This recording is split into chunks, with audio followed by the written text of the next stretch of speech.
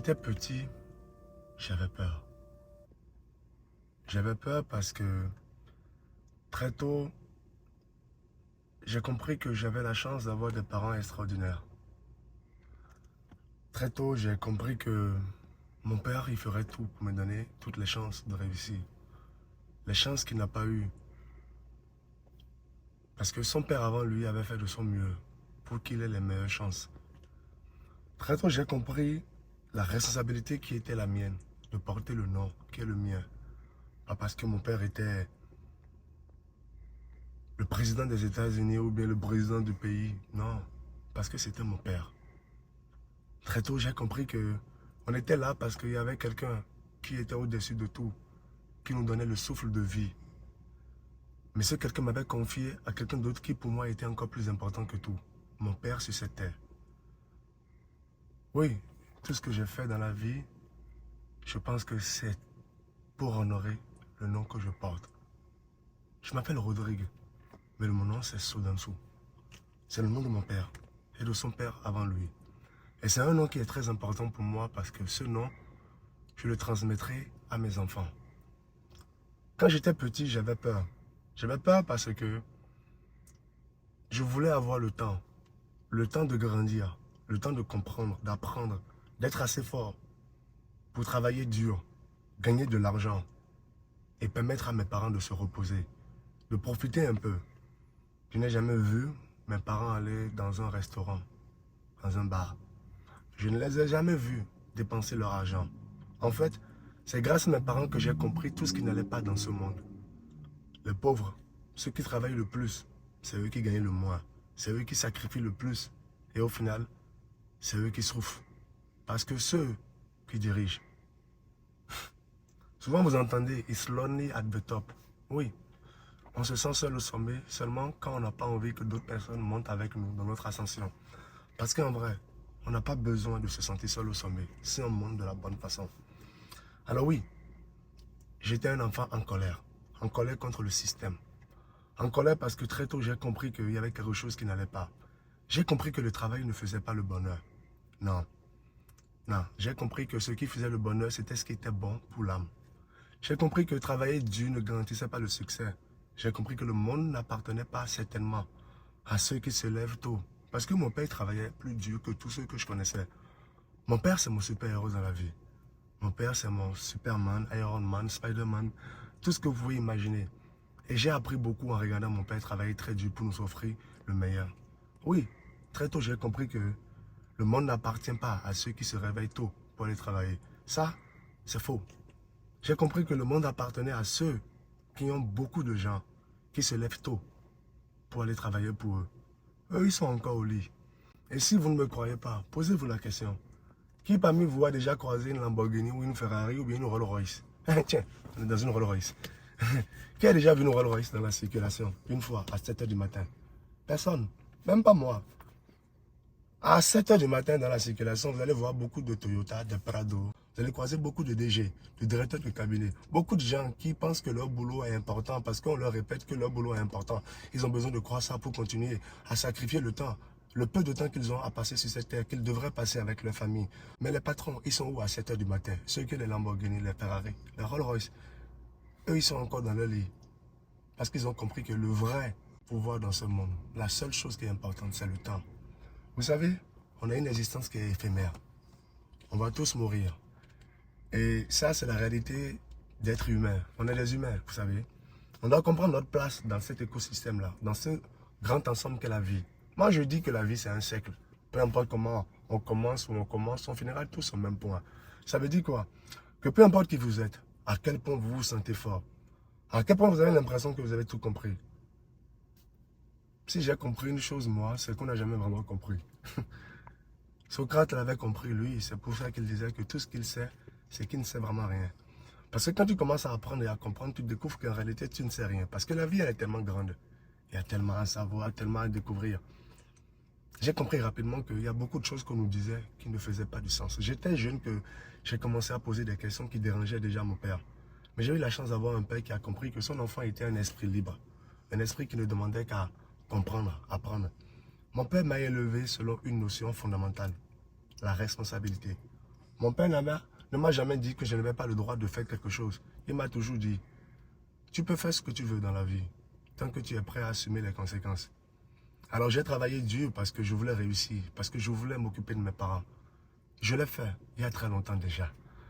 Oui, je suis vieux. Ne vous fiez pas à mon âge. Aujourd'hui, j'ai 31 ans. Mais en termes d'espérance de vie, je pense que j'ai un peu plus de 1000 ans. Mais ce n'est pas ça qui est important. Ce qui est important, c'est que j'ai suivi le chemin. J'ai écouté les conseils. Parce que quand tu es enfant, tu es obligé d'apprendre. Donc j'ai suivi ce qu'ils ont dit. J'ai suivi le processus. Et je suis allé jusqu'au bout. Je suis arrivé à ce qu'ils appellent le succès dans leur dictionnaire. Et puis j'ai compris que en gagnant beaucoup d'argent, on n'est pas forcément heureux. Vous savez, quand vous êtes enfant de pauvre comme moi et que vous grandissez sans rien, c'est facile d'avancer, de prendre les coups et de se dire que plus loin sur le chemin, ça ira mieux. Vous vous confortez dans cette certitude. Vous vous dites quelque part, à force de prendre les coups, si je continue à avancer, si je continue à y croire, si je continue à me dire que tout ça, ça en vaut la peine. Quelque part sur le chemin, je vais arriver à un niveau qui s'appelle le succès où tout va avoir du sens. Où je n'aurai plus mal parce que quelque part par miracle, quand j'aurai de l'argent, quand je vais réussir, toute ma vie va se mettre en ordre comme par magie. Et c'est là où vous vous trompez. Parce que moi, j'ai suivi ce raisonnement, j'ai suivi les conseils. J'ai été un bon élément dans le système. J'étais très brillant à l'école. J'ai eu mon bac au Bénin à 15 ans. J'ai fini mon diplôme d'ingénieur en France, j'avais 20 ans. Oui, j'ai suivi le système comme il fallait. Et puis j'ai compris qu'il y avait un truc qui n'allait pas. J'ai compris que c'est faux, tout ce qu'il raconte. J'ai fait beaucoup d'argent, mais ça ne m'a pas rendu plus heureux. En fait, 2021, certainement, a été l'année la pire de ma vie parce que c'est l'année où j'ai le plus déprimé. Et pour la première fois, j'ai compris qu'il y avait un truc qui n'allait pas. Vous savez, quand vous suivez le système et que vous arrivez juste en haut, et que vous découvrez que ce qu'ils vous ont dit n'est pas vrai, que l'argent ne fait pas le bonheur et que ce n'est pas l'argent qui vous rendra les années, le temps que vous perdez avec les gens que vous aimez, à vous sacrifier pour des choses qui finalement, plus tard, je l'ai découvert, n'ont pas d'importance. Je pense que quand vous arrivez au sommet et que vous découvrez que le sommet n'est pas vraiment le sommet parce que c'est juste une illusion pour guider les gens, pour les manipuler et les amener à mener leur vie d'une façon qui n'est pas vraiment celle qu'on devrait. Vous avez deux solutions, vous savez. C'est comme quand vous savez que vous êtes malade, vous toussez, vous avez la fièvre. Vous savez qu'au fond de vous, dans votre corps, quelque chose ne va pas. Mais vous savez, quand vous allez chez le médecin, vous avez toujours le choix de lui dire la vérité, de lui donner les vrais symptômes pour qu'il fasse un bon diagnostic. Ou alors, vous avez le choix. Le choix de l'ego, de se mentir à soi-même, de se dire que non, on a raison. On est plus intelligent que tous ceux qui ont pris le même chemin que nous et qui ont eu les résultats qu'on est en train de commencer à voir. On commence à se dire que d'une certaine façon, on va trouver un moyen à un moment donné dans l'histoire, dans le processus, pour avoir des résultats différents de ceux qui ont fait le même choix que nous. Et c'est là où le diable il est intelligent. Ce qui tue les gens, c'est le manque d'humilité. Parce que souvent, on est conscient, au fond de nous, on sait qu'il y a quelque chose qui ne va pas. On sait que ce que nos parents nous disent, les professeurs, la société, les influenceurs autour de nous, il y a une voix au fond qui nous dit, il y a un truc qui ne va pas. Ce n'est pas ça la vérité. Mais quelque part, comme on ne sait rien d'autre, comme on a peur surtout de nous dire que tout ce qu'on nous a répété, c'est vrai, on préfère tuer cette voix en nous. Vous savez, les enfants, c'est les gens les plus extraordinaires de la Terre. C'est la forme la plus pure de notre évolution parce que quand on est enfant, on ne réfléchit pas. On n'a pas de regrets, on n'est pas triste, on n'est pas heureux, on est juste joyeux. On ne pense pas. On a juste des besoins simples. L'enfant est pur. L'enfant éprouve une certaine forme de sentiment, mais ce n'est pas vraiment un sentiment. L'enfant a un état d'esprit. Il est joyeux en permanence. Moi, j'ai découvert que le bonheur, ce n'est pas un endroit ou un montant d'argent. Non, le bonheur, c'est un état d'esprit. C'est une façon de penser. C'est une façon de voir la vie. J'ai découvert que les enfants, c'était eux qui avaient raison parce que l'enfant, il est curieux. Il pose des questions. En fait, l'enfant, il n'a pas encore été broyé par la vie. Il utilise l'âme la plus puissante que nous avons, qui est son esprit. Il essaie de comprendre l'univers qui est devant lui. Vous savez, quand j'étais enfant, je rêvais de changer le monde. Et je pense que vous qui m'écoutez aujourd'hui, vous rêvez certainement, si vous êtes encore jeune, de changer le monde.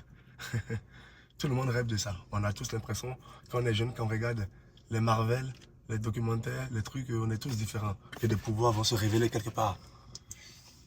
Et qu'on va commencer à voler. On se dit que peut-être à un moment donné, on va pouvoir avoir la capacité de faire de grandes choses. Et puis quand on grandit, quand on évolue, la vie nous frappe. On fait des expériences. On échoue. Mais en fait, on n'échoue pas. Mais la société vous fait croire que vous échouez. Et donc, vous commencez à avoir peur d'échouer à nouveau. Vous commencez à avoir peur d'essayer. Vous commencez à changer. Vous commencez à douter de vous, à douter de ce que vous êtes, de ce que vous pouvez faire. Très rapidement, vous rencontrez des gens qui sont plus âgés, qui vous expliquent que ce que vous essayez de faire, eux, ils ont essayé de faire ça avant vous, mieux que vous, et qu'ils ont échoué, et que ça ne fonctionne pas. Et puis, au fur et à mesure d'essayer, que la vie vous gifle, et que vous rencontrez des gens qui vous expliquent que vous êtes fou, vous finissez par faire la même chose que tous ceux qui ont essayé avant vous. Vous finissez par vous dire que l'argent ne fait pas le bonheur, que tous ceux qui sont riches, ils sont mauvais, que le problème de ce monde, c'est l'argent, et que c'est tout ça la raison pour laquelle le monde va mal. Je vais vous dire la vérité. Le problème n'est pas l'argent. Le problème, c'est l'idée derrière l'argent. C'est pourquoi nous cherchons l'argent. Être ambitieux, c'est important. Parce que si tu ne te lèves pas pour travailler, personne ne viendra changer ta situation. Certainement pas celle de ta famille. Tout le monde a assez de problèmes à gérer. On a tous les mêmes problèmes. On vit tous dans la même vie, vous savez. On a tous les mêmes problématiques. Et le plus vite, vous vous en rendez compte, le moins vous commencez en fait à vous victimiser. Parce qu'en réalité, l'argent ou tout ce qu'on vous raconte n'est pas le problème. Le problème, c'est l'idée derrière l'argent.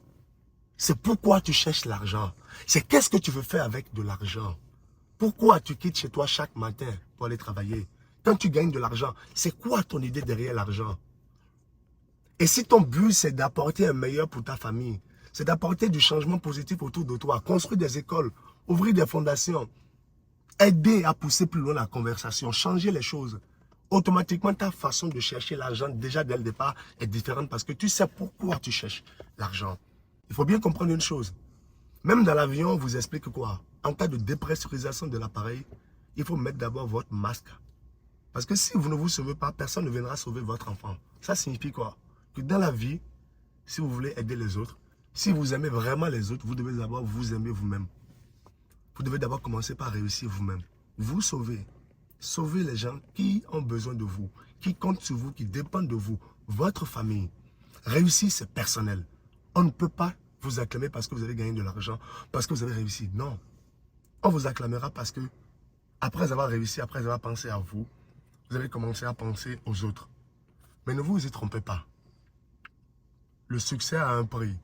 Et mon job, à moi, sur Internet aujourd'hui, à vous qui m'écoutez, qui me suivez, c'est de vous dire la vérité, c'est de vous préparer pour ce voyage. Vous allez devoir désapprendre tout ce que vous avez appris. Vous allez devoir comprendre qu'en réalité, plus on sait, plus on ne sait rien. Et plus on sait, plus on devient humble. Plus on avance, plus on devient humble. Vous allez devoir comprendre qu'à l'école, on vous donne des leçons, des théorèmes. Et ensuite, on vérifie si vous avez bien appris. Et quand vous avez bien appris, quand vous avez bien rendu ce qu'on vous a appris, vous passez en classe supérieure. Mais malheureusement, dans la vie, non, la vie te frappe, la vie te donne les coups, la vie te gifle, la vie te teste. Et ensuite, la vie vérifie si tu as bien appris les leçons. Il n'y a pas de prof de maison, il n'y a pas de papa pour te défendre. Tu es tout seul face à la vie. Elle est rude. C'est la plus dure des maîtresses. Et quand on est un élève assidu qui attend, qui comprend que tout ce qui est fait dans ce cours-là qu'elle a vu est pour son bien, qui est plus intéressé par ce qu'il y a à apprendre que la récompense qu'il y a au bout, donc n'est pas pressé par le fait d'aller au bout du processus, mais est intéressé par chaque leçon qu'il faut apprendre. Vous serez étonné de ce que 1 an, 2 ans, 10 ans, 15 ans peuvent accomplir dans la vie, peu importe d'où vous partez aujourd'hui. Si vous voulez réussir, il va falloir grandir, apprendre. Il va falloir surtout être humble. Parce que pour réussir, vous allez devoir découvrir que plus vous en savez et plus vous aurez besoin d'apprendre. Réussir demande surtout de comprendre que quand ça ira mal, parce que ça ira mal, tout ça, ce ne sera pas de l'échec. Non. Quand vous gagnez, vous n'apprenez pas. Ça renforce votre ego et votre confiance en vous. Mais quand vous commencez à avoir des difficultés, vous savez que vous commencez à apprendre. Si vous voulez vraiment réussir, je ne suis pas là pour vous motiver. Si vous voulez réussir, je suis là pour vous équiper, pour vous former, pour vous donner les outils, les armes qu'il faut. Parce que sur la route, sur le chemin, vous allez rencontrer beaucoup de choses. Et il va falloir être fort. Fort pour aller jusqu'au bout. Découvrir tout ce que la vie a prévu pour vous. C'est un voyage fantastique. Je serai là pour vous accompagner. Je m'appelle Rodrigue Solonso. Aujourd'hui, j'ai 31 ans. Et si vous devez retenir une seule chose de tout ce que je vous ai dit,